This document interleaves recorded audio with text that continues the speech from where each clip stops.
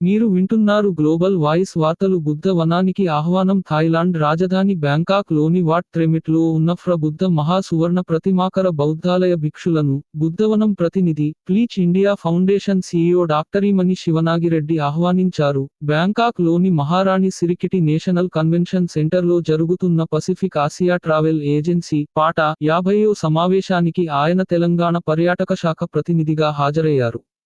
పాటా సమావేశ ప్రదర్శనశాలలో తెలంగాణ పర్యాటక శాఖ, పర్యాటక అభివృద్ధి సంస్థ వెల్కమ్ టు బుద్ధవనం పేరిట ఏర్పాటు చేసిన స్టాల్ ను తెలంగాణ పర్యాటక శాఖ మంత్రి జూపల్లి కృష్ణారావు ప్రారంభించారు. తెలంగాణ స్టాల్ ను ఇప్పటివరకు 800 మంది అంతర్జాతీయ పర్యాటక సంస్థల ప్రతినిధులు సందర్శించారు. సదస్సులో భాగంగా స్థానిక బౌద్ధాలయాలను సందర్శించిన ఆయన, గోల్డెన్ బుద్ధ ఆలయంలోని బౌద్ధ భిక్షులకు కలిసి ఆచార్య నాగార్జునుడు నడియాడిన ప్రదేశంలో నిర్మించిన బుద్ధవనం బ్రోచర్ ను వారికందించి సందర్శించవలసిందిగా ఆహ్వానించారు.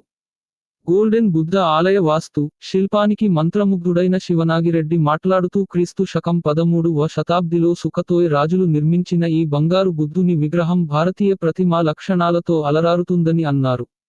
క్రీ. శ. 1403లో బ్యాంకాక్ ప్రాంతానికి ఈ విగ్రహం తరలించబడిందని, బర్మా దేశీయుల దాడి నుంచి కాపాడుకోవడానికి స్థానిక ఆయుత్థాయ రాజవంశీయులు ఈ బంగారు విగ్రహంపై సున్నపు గారను పూసి, ఆయుత్థాయ బౌద్ధారామ శిథిలాల్లో దాచి పెట్టారన్నారు. క్రీ. శ.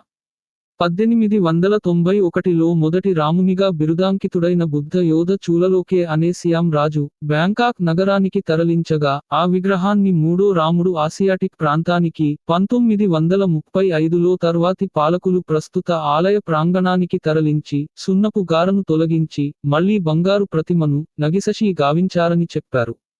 బంగారు బుద్ధ ఆలయ సందర్శనలో తెలంగాణ పర్యాటక శాఖ ప్రతినిధులు మహేష్, ఎసి సరిత, ప్రభాకర్ పాల్గొన్నట్టు శివనాగిరెడ్డి తెలిపారు.